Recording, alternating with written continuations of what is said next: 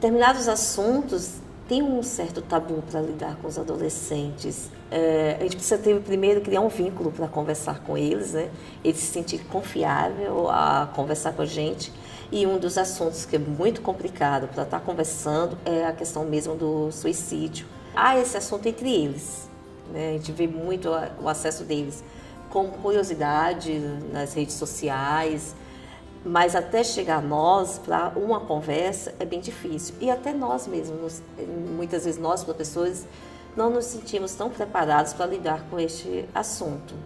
O educador, hoje, ele chega na sala de aula com uma vivência de um acadêmico que acabou de sair da faculdade. E em todo o curso dele, ele teve uma série de disciplinas técnicas para promover a alfabetização da criança ou disciplinas específicas, focado no acadêmico. Então, ele nunca teve uma vivência de lidar com problemas que ele vai enfrentar na sala de aula. E, de repente, ele chega ali, ele gasta mais tempo lidando com os conflitos, com as dificuldades, do que tendo tempo para ensinar a disciplina a qual ele se graduou para.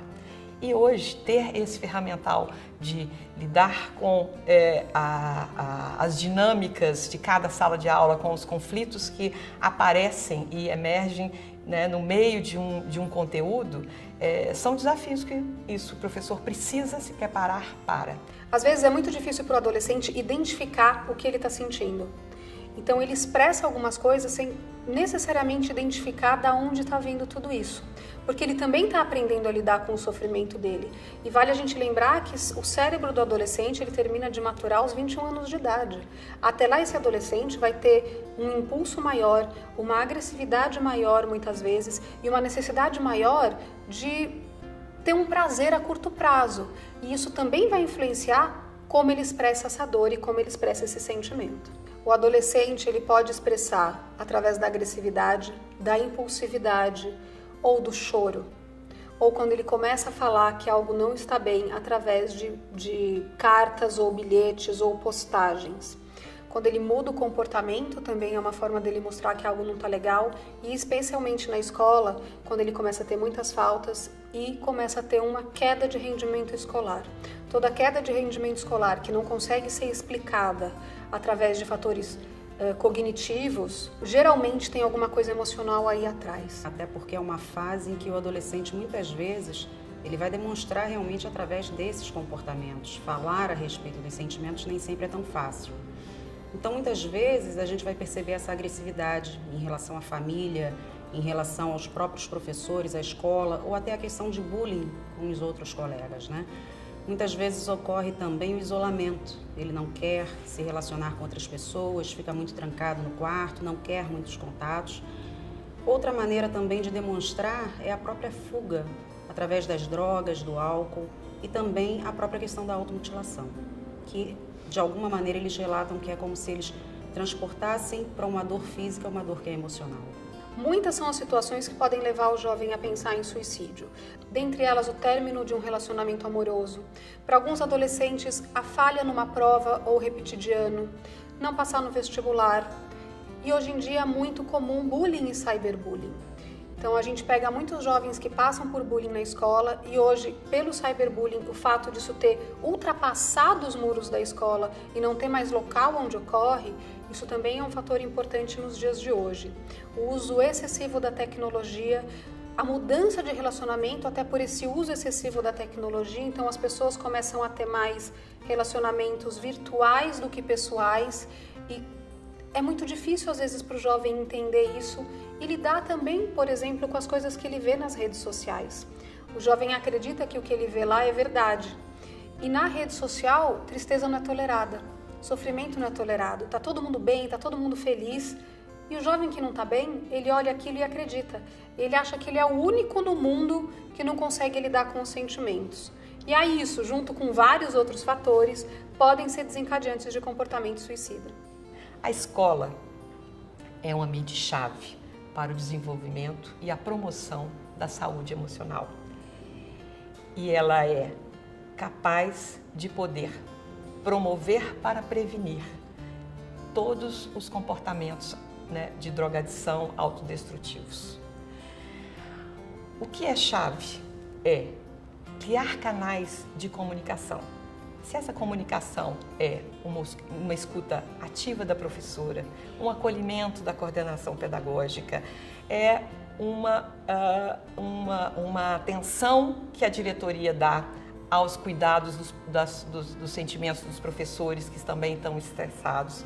Então, os canais de abertura, de fala, de escuta ativa são fundamentais. E o mais importante hoje dentro de uma escola é o não julgamento, o não reprovar e condenar o aluno por suas atitudes e pelo que ele é. Isso está virando uma regra e aí vem todos os comportamentos que promovem o bullying e, consequentemente, o suicídio. O que acontece hoje é que os canais apenas de comunicação, eles não são mais suficientes para que a criança e o adolescente transite dentro e fora das redes sociais de forma saudável. Então, desde o início dos anos 2000, existem ferramentas e metodologias que são baseadas em pesquisas e que evidenciam que se a criança e o adolescente aprender a lidar com as suas dificuldades, e isso se fala no desenvolvimento das habilidades não cognitivas, elas serão adultos plenos, livres da drogadição, do suicídio e da autodestruição. Então, há pouco tempo, de terminada a aula, uma aluna começou a chorar. Paramos a aula, vamos conversar, você quer conversar agora ou não? E aí ela disse, não, final da aula. Após a aula, nós paramos para conversar. E ela levantou a manga da blusa e me mostrou os cortes que tinham no braço. É impactante, porque é um ser humano que está ali na tua frente se desarmando, né? Mostrando uma fragilidade incrível dela. No momento eu me senti muito frágil, né? Tentando proteger um outro ser humano, uma aluna minha. Busquei lembranças do que é a minha formação, né?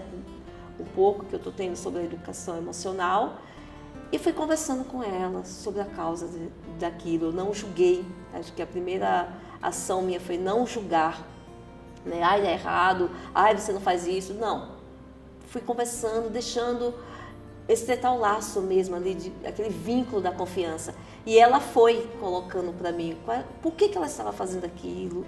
E fui perguntando para ela se ela se sentia bem fazendo aquilo.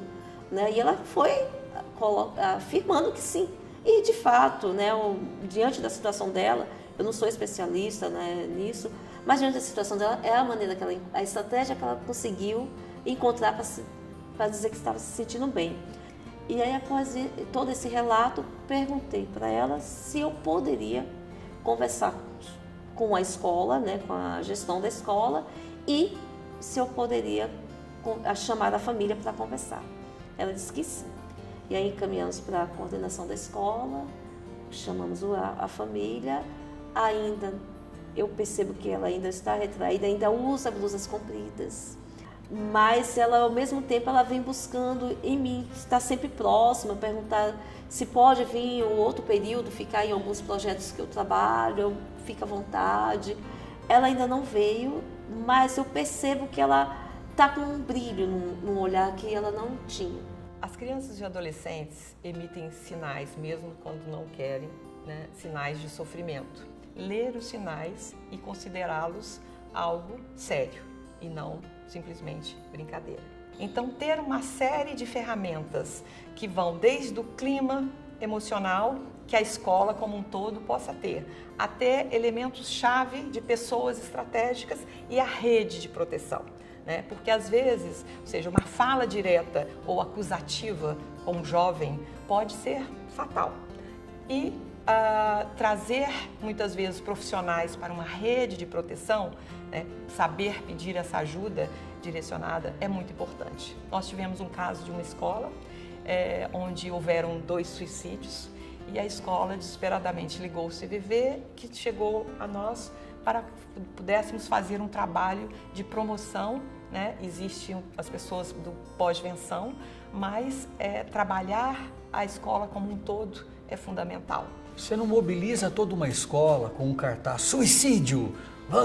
Por quê? Porque quando você começa a valorizar muito a questão do suicídio, você pode atrair o olhar e o pensamento para o suicídio. É que sempre que você dá muita importância para uma coisa, pode passar o seguinte pela cabeça de um jovem: bem, se os adultos estão dando tanta importância para isso, é por aí que eu devo ir para deixá-los acuados, para falar da minha dor, para dizer que eu estou sofrendo muito e que algo terrível pode acontecer. Por isso que não se coloca o foco sobre o tema do suicídio, e sim sobre a questão de como o jovem sofre e lida com o sofrimento. O diálogo pode começar de várias formas. Uma escola, ela pode falar não só de prevenção do suicídio, mas de promoção de saúde mental. Então, uma escola ela pode começar a falar de transtornos mentais, aumentar a consciência pública e diminuir o tabu, falar da psicofobia. A psicofobia é o preconceito que existe com relação às pessoas que têm transtorno mental e com relação a psiquiatras e psicólogos. Então, ela pode trazer esse tema, ela pode falar abertamente sobre suicídio, ensinando seus alunos a identificarem os sinais e, mais do que isso, aonde eles podem procurar ajuda. Ela pode capacitar profissionais e professores para identificar isso também e pode ter esse diálogo então aberto. Quanto mais aberto esse diálogo com o jovem, melhor para todos. Demonstrar interesse verdadeiro, né? Eu acho que é o momento de você esquecer outras coisas, chamar esse adolescente num canto, proporcionar a ele um espaço onde ele possa falar livremente, sem que haja qualquer tipo de censura ou de negação daquilo que ele sente, né? Não minimizar aquilo que ele sente, o que quer que seja, né? E que ele se sinta respeitado profundamente naquilo que ele traz. Então, eu acho que a primeira coisa seria criar realmente a possibilidade dele manifestar o que ele sente de verdade, sem que alguém diga que ele não pode sentir, ou que besteira, isso vai passar, né? Na sua idade, era igual, então eu não vou dar importância.